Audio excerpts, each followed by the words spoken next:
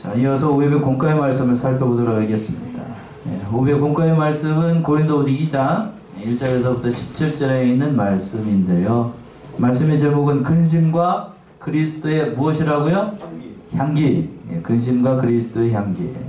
본문의 말씀은 사도 바울의 왜 사도 바울이 이 고린도 교인들 때문에 근심하게 됐는가, 그것을 이제 잘 설명하고 있는 그런 말씀인데, 그래서 1절부터 4절까지는 첫 번째로 사도 바울이 근심한 이유, 사랑의 근심에 대해서 얘기를 하고 있는 거고, 그리고 난 다음에 사도 바울이 두 번째로 5절과 11절에는 그 근심을 주었던 그 형제들 사도 바울이 용서했던 거예요. 바울의 용서에 대해서. 그리고 마지막으로 12절과 17절은 그리스도의 향기, 우리는 그리스도의 향기가 되어야 된다. 이제 사도 바울이 마지막으로 이 본문의 말씀을 권면하고 있는 겁니다. 자, 1절부터 먼저 보시게 되면 첫 번째 대지에서 사도 바울이 고린도 교인들을 보고서 많은 근심 가운데 있었어요. 근심한 이유가 무엇인지를 설명하는 건데, 자, 1절 보시면 내가 다시 근심으로 너희에게 나아가지 않기로 스스로 결단하였더니 너희에게 나아가지 않기로 결심하였다. 어떻게 나아가지 않기로 결심했는가? 근심하면서 나아가지 않기로 결단을 했다는 거예요. 왜 그랬을까? 고린도 교회 교인들이 이제 회개하는 걸 봤다는 얘기죠. 그래서 근심하지 않기로 이제 결단했다. 하나님께 맡긴다는 의미도 담겨 있고, 근심하게 되면 그 일 때문에 더 근심하게 되면 근심하는 그 일로 인하여서 마귀만 좋아하는 일이고, 또 자신을 근심하게 만든 그 사람들만 좋아하게 되는 일이니까 근심하지 않기로 스스로 결정했어요. 그 말씀 2절이죠. 2절 보시면 내가 너희를 근심하게 하면 나의 근심하게 한 자밖에 나를 기쁘게 하는 자가 누구냐? 그렇죠. 이제 사도 바울이 이 고린도 교회가 바로 서지 못한 것 때문에 근심하게 되면 누구만 좋아하는 일이에요? 마귀만 좋아하는 일이고, 또 그 근심하게끔 만든 그 사람만 좋게 만든 일이니까 사도 바울이 그것 때문에 근심하지 않겠다라고 얘기를 했던 거예요. 그러니까 그런데 여기서 우리가 주의해야 되는 것은 사도 바울이 근심했던 거는, 염려하거나 그런 거는 세상적인 일 때문이 아니고 고린도 교회 사람 한 사람 한 사람이 뭐에 바로 서도록 하기 위해서, 믿음 안에서 말씀 안에서 바로 서도록 하기 위해서 사도 바울이 근심한 거니까, 세상적인 근심 때문에 근심한 게 아니고, 여러분 한 사람 한 사람이, 고린도 교회 한 사람 한 사람이, 저 같으면 우리 사랑하는 성원의 성도들 한 사람 한 사람이 믿음 안에서 말씀 안에서 바로 서도록 하기 위해서 근심하라는 거예요. 그러니까 그건 잘하는 일이죠. 그러니까 목회자는 그런 심정이 있는 것 같아요. 세상적으로 물론 성도들이 잘 되는 것도 감사한 일입니다만, 무엇보다도 성도들이 믿음 안에서 바로 서나가는 것, 믿음이 성장하는 것을 보면 기쁜 겁니다.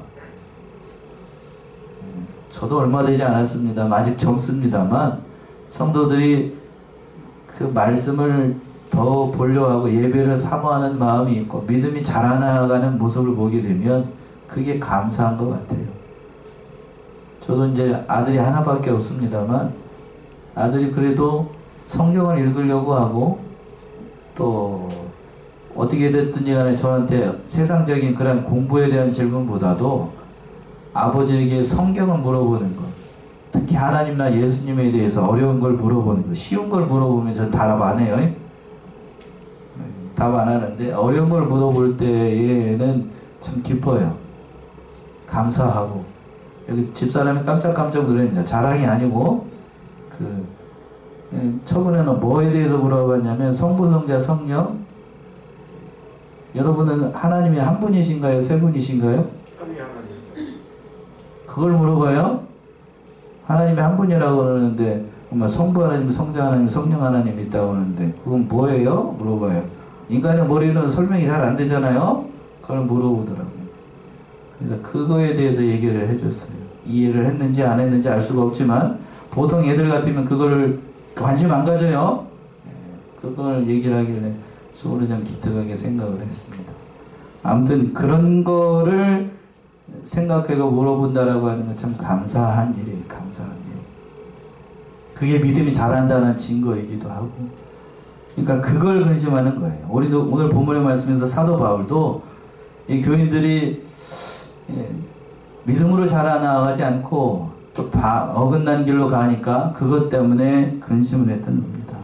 오늘 특별히 세상 명절이죠? 설날인데, 그러니까 이제 손주들이나 자식들이 와서 이제 하는 거 보게 되면 믿음이 있는 분들 같으면 대부분 다 그렇습니다. 오늘 특별히 얘기 나오신 분들은 명절에도 예배 드리러 나온 거니까 집에 돌아가게 되면 있을 거라고요. 누가요? 있죠? 예, 다 있을 텐데 이 자리에 나와서 예배 드리는 거 너무 저도 감사해요. 감사하고. 참 그런 모습을 보게 되면 은연중에 자식들이나 손주들이 다 봐요. 옆에서 다 봅니다. 안 보는 것 같아도 봐요. 그러니까 우리는 그때일수록 믿음을 잘 지켜야 됩니다. 그래야 그것이 다 본이 되는 거예요. 그래서 사도 바울도 그런 마음으로 이렇게 근심하지 않겠다라고 하는 겁니다. 자, 3절 보시면 사도 바울의 마음을 좀 이해할 수가 있어요. 3절.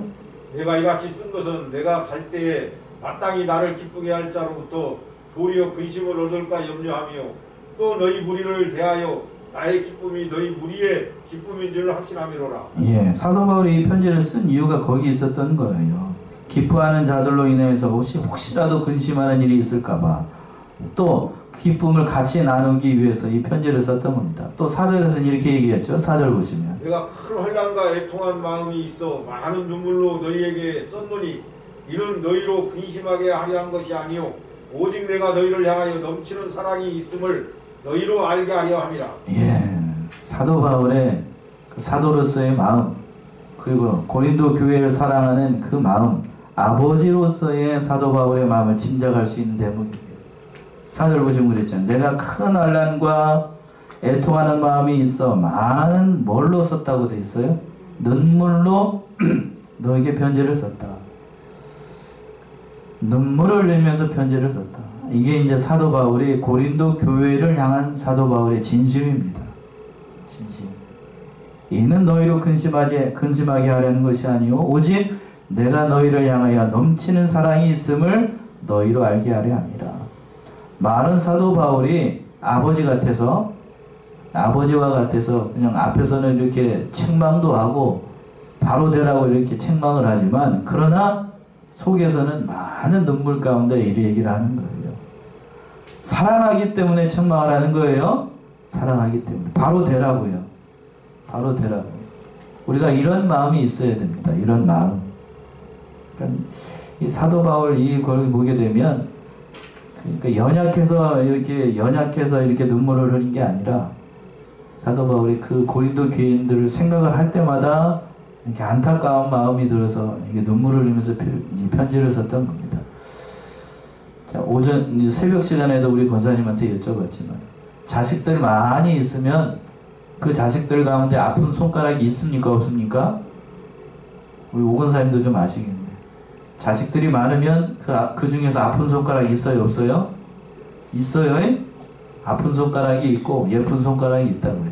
얘기는 안 합니다만 오늘 본문의 말씀에 등장하고 있는 고린도 교회가 사도 바울에게는 아픈 손가락이에요. 오전에 봤던 에베소나 빌립보나 그런 교회들 같은 경우에는 사도의 마음을 어떤 의미에서 보게 되면 시원하게 했던 교회입니다. 데살로니가 교회나. 그런데 고린도는 사도 바울에게 있어서 무슨 손가락? 아픈 손가락이에요.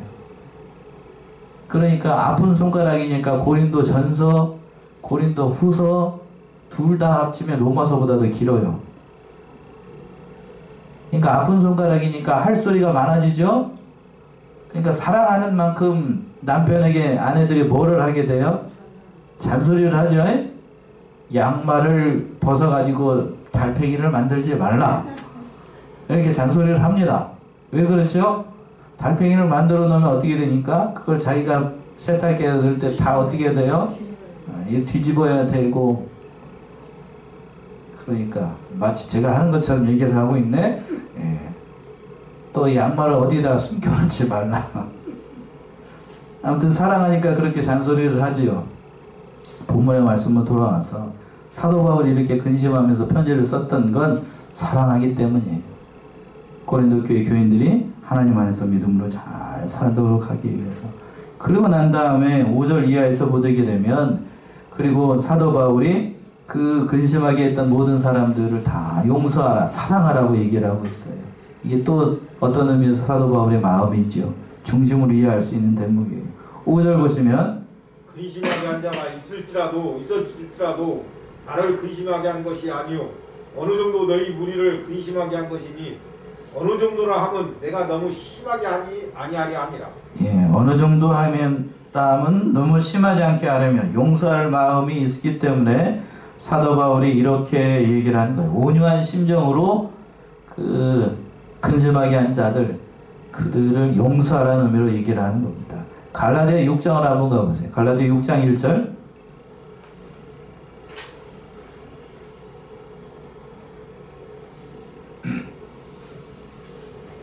갈라디아 6장 1절. 형제들아 사람이 만일 무슨 범죄한 일이 드러나거든 신령한 너희는 온유한 심령으로 그러한 자를 바로잡고 내 자신을 돌아보아 너도 시험을 받을까 두려워하라. 예. 형제들아 사람이 만일 무슨 범죄한 일이 드러나거든 신령한 너희는 온유한 심령으로 그러한 자를 어떻게 해주고 바로잡고 그리고 난 다음에 내 자신을 돌아보고 너도 시험을 받을까 두려워하라. 첫 번째는 바로 잡아주고 그걸 본을 받아서 나도 그러한 죄에 빠지지 않도록 삼가 조심하라는 의미가 담겨 있는 거죠. 그러니까 범죄한 자를 바로 잡는 게 첫 번째 중요하고 그 자신을 돌아봐서 그러한 죄에 빠지지 않도록 해야 됩니다. 그런데 이 범죄를 다룰 때에 온유한 심령으로 하라고 그랬어요. 그치요? 온유한 심령으로.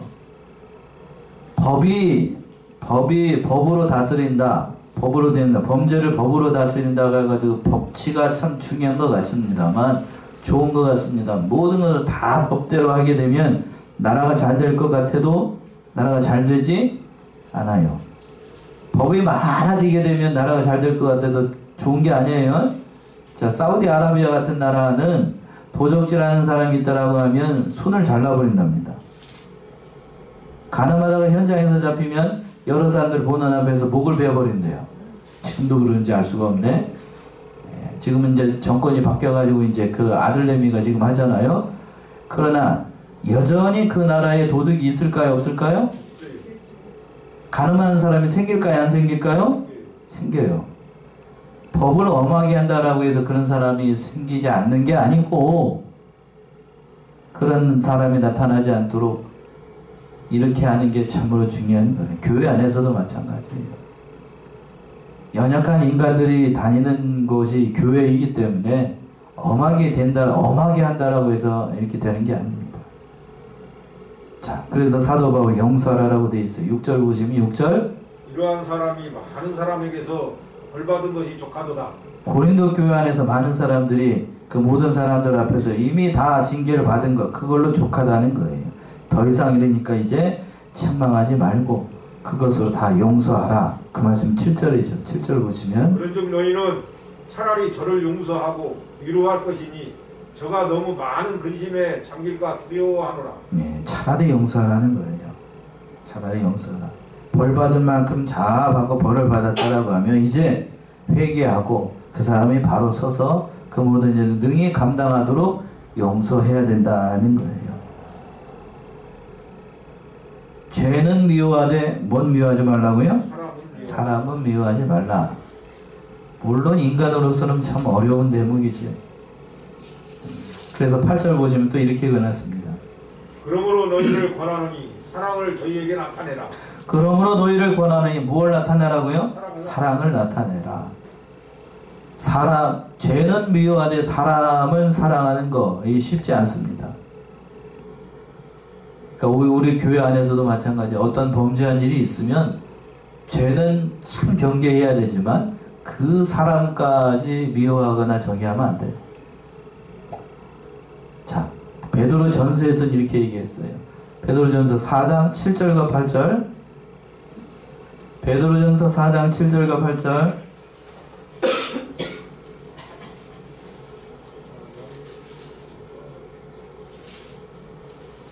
베드로 전서 4장 7절. 마지막이 가까웠으니 그러므로 너희는 정신을 차리고 부인하여 기도하라. 무엇보다도 열심으로 서로 사랑할지니 사랑한 허다한 죄를 덮느니라. 예, 참 귀한 말씀이죠. 만물의 마지막이 가까웠으니 그러므로 너희는 정신을 차리고 근신하여 뭐하라? 기도하라. 무엇보다 열심으로 서로 사랑할지니 사랑은 허다한 뭘 덮는다고요? 죄를 덮어요. 죄를 덮는다. 그리스도의 사랑으로 그 죄를 덮는 자. 이것이 참 중요해요. 그래서 뭐 여기서 죄를 덮는다고 해서 죄를 숨기라는 게 아니고 형제의 허물을 용납할 줄도 알아야 된다는 얘기입니다. 이 말은 우리 교회 안에서, 특별히 가정 안에서 이것이 참 중요한 것 같아요. 남편의 허물, 아내의 허물, 동네방네 소문낼 게 아니고 어떻게 해야 되는 거죠? 덮을 일입니다. 덮을 일. 용납할 일이고, 남편이 이렇게 모난 점이 있고 연약한 면이 있으니까 내가 열심히 해서 이거를 해야 되겠다 하는 마음이 있어야 됩니다. 그것도 죄송한 얘기입니다. 내가 남편을 어떠할 때 가능하죠? 사랑할 때 가능합니다. 사랑하지 않으면 쉽지 않아요. 또 반대로 아내의 허물, 그것도 남편이 아내를 어떻게 할 때? 사랑할 때 가능하지. 사랑할 때. 사랑해야 됩니다. 사랑해야 돼. 그러니까 이 아내나 남편을 사랑하는 거, 동네방네 아내의 허물, 남편의 허물을 얘기하는 거, 그거 덕되는 게 아니에요. 우리 남편이 어제 예를 든다라고 하면, 어제 저기 했는데 뭐 마지막이라고 해가지고 술이 꼬장돼가지고 와가지고 뭐 이게 딱 뭐 이게 딱 그런 얘기도 가급적이면 교회 와서 하지 않는 게 좋아요. 그 자랑이라고 얘기해봐야 듣는 사람이야 이거 그런 일이 있었냐고 좋아하겠지만 그 얘기의 당사자인 남편은 교회 안에서 완전히 뭐가 되는 거예요. 이게 되는 거 아니에요. 그러니까 결코 이게 득이 되는 게 아닙니다. 득이 되는 게 아니에요. 우리 교인들 가운데 한 사람도 그런 사람이 없습니다만, 전에 있었던 어느 교회라고 얘기하기가 좀 부끄럽네. 어느 교회 같은 경우에는 교회만 오면 남편을 그냥 씹어요. 세상 말로. 어떻게요? 남편을 그냥 잘근잘근 씹어. 뭐가 없고 뭐가 어떻고 뭐가 어떻고 뭐가 어떻다고. 그러니까 옆에 있는 사람들이 그러면서 막 남편이 흉을 보니까 같이 있는 자리에서는 어떻게 해야 되죠? 박수치면서 낄낄대고 좋아합니다. 그런데 헤어지고 난 다음에 교회에서 무슨 중요한 일을 할 때에 그 사람이 일을 맡아서 한다라고 하면 그 사람 좋아할까요? 싫어할까요? 예? 싫어한다고요. 같은 자리에서는 낄낄대고 좋아합니다만 정작 그 사람이 뭔 일을 하려고 그러면 잘 협력 안 해요. 그러니까 누구의 허물이 됐든지 간에, 자식의 허물이 됐든지 간에, 아내의 허물이 됐든지 간에 허물을 얘기하는 건 그건 득이 되지 않습니다. 그러니까 얘기를 하려고 하면 교회에서 어떤 얘기만 해야 돼요? 500원 내고라도 뭐한 얘기만? 자랑만 얘기해야 돼요. 500원 내고라도 자랑만. 자랑스러운 얘기만 해요. 자랑스러운 얘기만. 허물은 누구한테만 얘기를 하는가? 얘기할 사람이 없으면 저한테만 얘기하세요. 저한테만. 누구한테만요? 얘기 안 하시려고? 예, 목사한테만 얘기하세요. 목사한테. 목사가 그게 일이잖아요. 저한테 직접 얘기하기가 나 부끄럽다. 그러면 사모한테 얘기하셔요. 그러면 그게 중요한 거지. 다른 사람한테 얘기해봐야 아무런 득이 되지 않습니다. 교회에서는 좋은 얘기만 하셔요. 좋은 얘기만. 그래서 사도 바울도 그 얘기를 했던 거예요. 자, 9절 보시면 또 그래서 9절 10절 너희가 범사에 순종하는지 그 증거를 알고자 하여 내가 이것을 너희에게 썼노라. 너희가 무슨 일인지 네게 용서하면 나도 그리하고, 내가 만일 용서한 일이 있으면 용서한 그것은 너희를 위하여 그리스도 앞에서 한 것이니. 예, 누구 앞에서 한 것이라고요? 그리스도 앞에서. 그러니까 이것을 쓴 것도 너희가 순종하는지, 범사에 순종하는지를 알아보기 위해서 이 편지를 쓴 거고, 또 누구를 용서하는 것도 다 그리스도 앞에서 한 거니, 넓은 마음을 품고 그 형제를 사랑하라, 용서하라, 관용하는 마음을 가지라, 사도가 이렇게 당부하고 있습니다. 또 그 이유가 뭔가? 11절이요? 이는 우리로 사단에게 속지 않게 하려 함이라. 우리가 그 괴계를 알지 못하는 바가 아니로라. 예. 이는 우리로 누구에게 속지 않도록 하기 위해서, 사단에게 속지 않도록 하기 위해서. 사단의 제1의 전략은 뭔가 하면 믿는 사람을 참소해가지고 믿는 일을 방해하는 게 사단의 목적이죠. 남편의 허물 보는 거. 왜 제가 그 얘기를 했냐면, 남편의 허물을 보게 되면 누가 틈타기 쉽냐면 마귀 틈타기 딱 좋아요. 아, 저 집사님의 남편은 그런 사람인가 보구나. 저 집사님의 아내는 그런 허물이 있나 보구나. 마귀 틈탄다고요.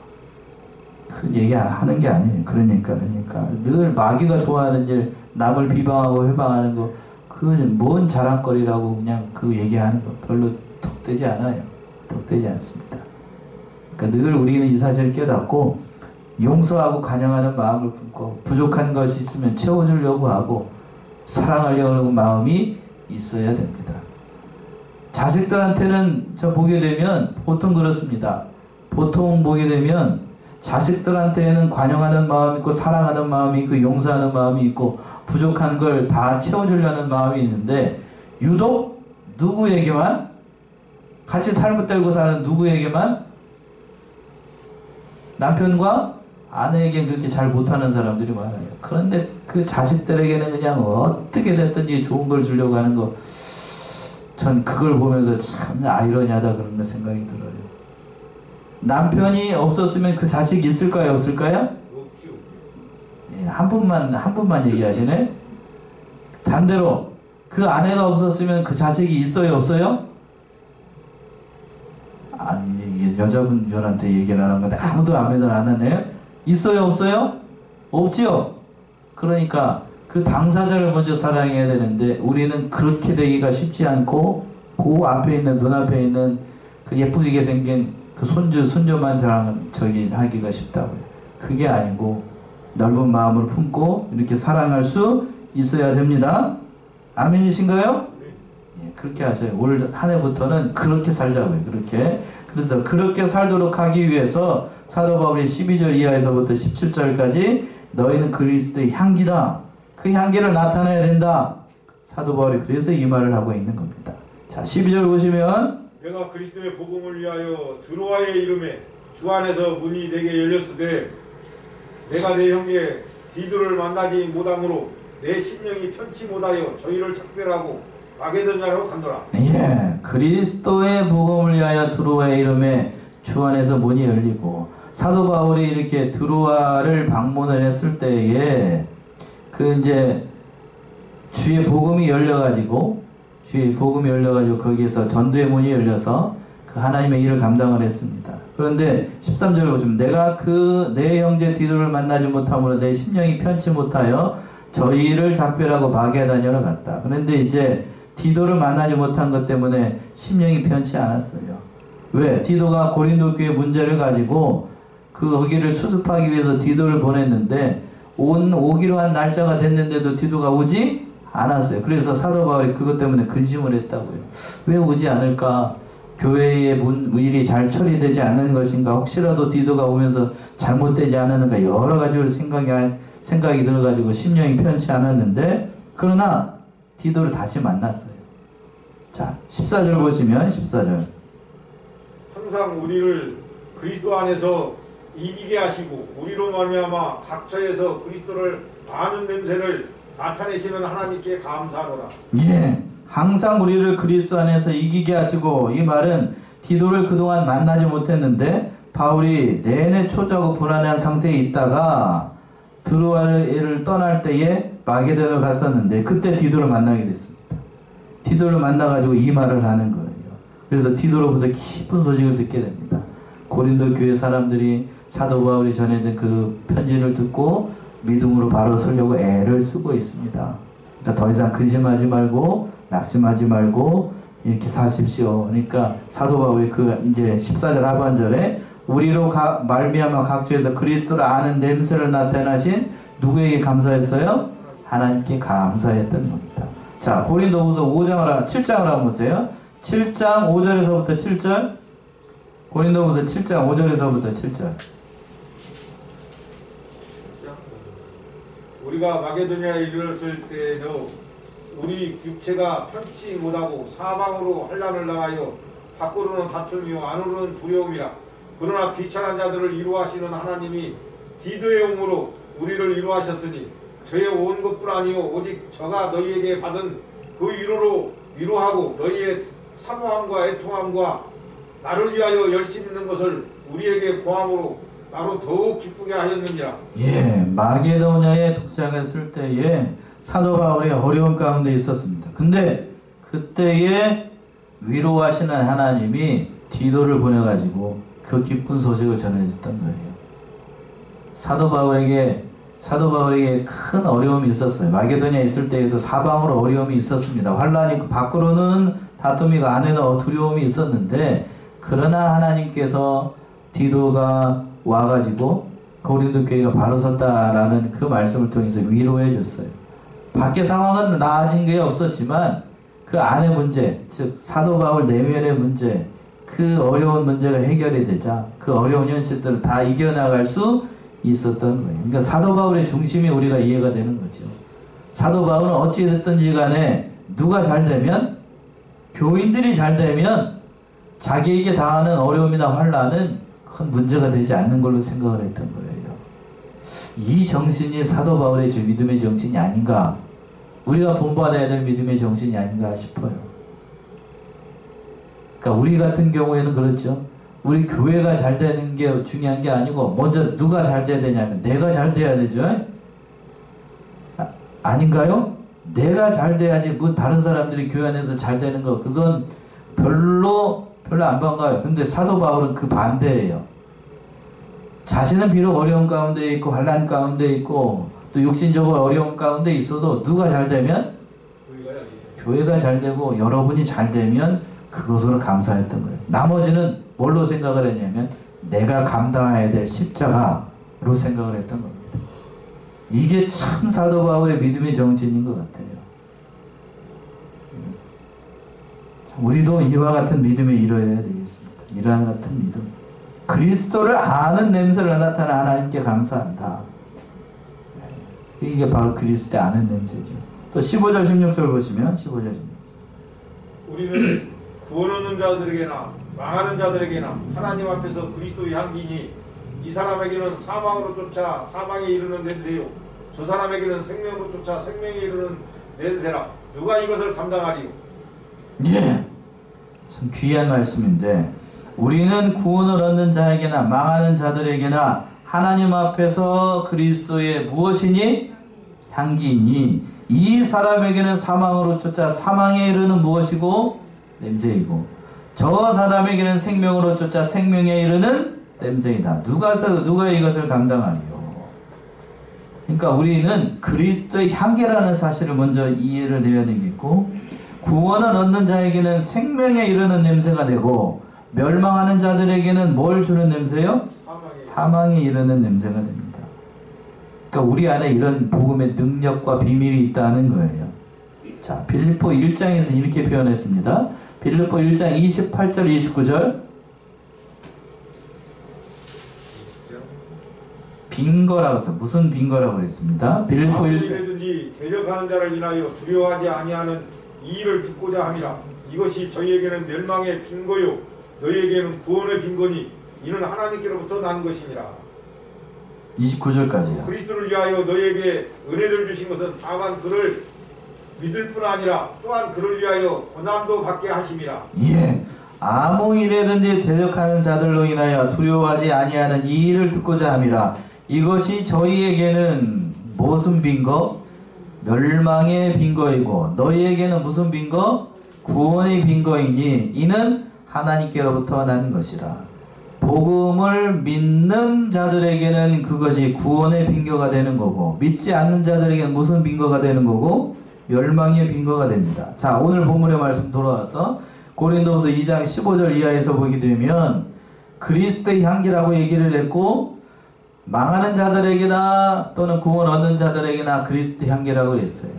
자, 우리가 그리스도의 향기, 그리스도의 복음을 전하게 되면 그 복음의 말씀을 듣는 자들에게는 어떤 되는 거고? 생명으로 쫓아 생명에 이르는 향기가 되는 거고, 그러나 그 복음의 말씀을 믿지 않는 자들에게는 사망으로 쫓아 사망에 이르는 향기가 되는 겁니다. 어떤 의미에서 보게 되면 이게 우리에게 주신 복음의 능력이기도 하고, 또 다른 한편으로 얘기한다라고 하면 그 복음의 양면성이라고 얘기를 합니다. 양면성, 신학적으로는. 자, 보세요. 예수 그리스도의 복음이 전파되게 되면 복음을 믿는 사람들이 있고, 또 어떤 사람들이 있어요? 안 믿는 사람이 있어요. 안 믿는 사람이 있습니다. 믿을 사람은 믿고, 그러니까 믿지 않을 사람은 아무리 전해도 믿지 않습니다. 그 얘기를 지금 이렇게 얘기를 하는 거예요. 그래서 어떤 사람들은 그렇게 얘기를 합니다. 복음이 전파가 되면 좋은 일이니까, 복음이 전파되는 건 좋은 일만 일어난다. 좋은 일만 일어날까요? 예수 그리스도의 복음이 전파되면 좋은 일만 일어나요? 아닙니다. 자, 보세요. 예수 그리스도의 복음이 전파되면 그걸 받아서 믿는 사람에게는 뭐가 일어나고? 구원의 길이 일어나지만, 믿지 않는 자들에게는 뭐가 일어나요? 사망이 일어나요. 사망을 다른 말로 심판이 일어나요. 심판. 그렇죠? 복음엔 그런 양면성이 있다고요. 우리가 사는 것이, 이 세상에서 사는 것이 그렇다라는 거예요. 그러니까 누가 이것을 감당하리요? 라고 얘기하는 것도 이러한 은혜가 우리에게 있으니 능히 이 일을 감당해야 된다는 의미도 담겨 있는 거예요. 그러니까 하나님께 붙들린 자들만 이러한 막중한 의무와 사명을 감당할 수 있다는 의미가 담겨 있습니다. 그러니까 우리는 이런 줄로 알고, 오늘이 무슨 날이라고 그랬어요? 음력 설입니다. 그러니까 우리에게 이러한 능력이 있어요. 복음의 말씀을 전해서 사람들을 구원해낼 수 있는 능력이 있고, 또 믿지 않는 자들에게는 그 복음의 말씀을 어떻게 할 수 있는, 심판할 수 있는 능력이 있다는 사실을 바로 안다라고 하면 우리는 그 복음의 말씀을 담대히 어떻게 해야 돼요? 전해야 됩니다. 믿지 않는 남편, 믿지 않는 아내, 믿지 않는 자식들, 손주들 하나님의 말씀을 전할 수 있는 아주 중요한 기회입니다. 그치요? 그때에 오늘 그렇잖아요. 저도 이제 예배 끝나게 되면 이제 부모님 되게 가까우니까요. 가서 바로 점심을 먹으려고요. 배가 고파서. 예. 그러면서 뭐를 전해야 되겠죠? 복음을 전해야 되겠죠. 저도 모이게 되면, 저도 이제 명절 때나 설 때 모이게 되면 이렇게 이제 어머니가 잔치상 비슷해요. 그냥 가서 먹으면 먹는 은사를 발휘해야 돼. 그때는 이렇게 차려가지고 하면 제가 기도합니다. 근데 어머니는 그냥 뒤에 가가지고 이제 같이 안 앉으시고, 저기 어머니는 이렇게 일하는 척 하시고, 아버지는 그냥 옆에서 이렇게만 하고 계셔요. 그래도 듣거나 말거나, 제가 목사니까 듣거나 말거나, 이제 제가 동생이 있으니까, 남동생이 동생이 있고, 이제 저 조카죠? 이제 있으니까 다 모아놓고 한 상에서 이제 제가 기도해요. 짧게. 그러니까 강제로 앉는 거죠. 강제로 다. 네. 그러니까 그 자리가 은혜죠. 은혜. 어떤 의미에서 보게 되면 은혜의 자리예요. 처음에 할 때는 저도 처음에 할 때는 좀 써먹써먹하고 그랬는데, 명절 때마다 이제 방제적으로 이렇게 하다 보니까 저도 뭐가 생겼을까, 이제? 담대함이 생기더라고. 당연히 해야 되는 줄로 알아, 이제. 당연히 해야 되는 줄로. 그러니까 어머니도 그렇고, 어머니도 처음에는 좀 제가 안 하려고 이렇게 하니까, 왜 안 하냐? 빨리 하지. 그렇게 얘기하시더라고요. 그러니까 담대함이 생깁니다. 처음에 할 때가 그렇지, 하다 보게 되면 다른 사람들도 다 그걸 인정을 하게 돼요. 그러니까 오늘 이제 혹시라도 저기 하신 분이 계시면 담대히 전하세요. 전하면 그것이 향기가 돼서 하나님께서 저기 하신 분들은 다 구원해 낼 줄로 믿습니다. 자, 17절 마지막으로 17절.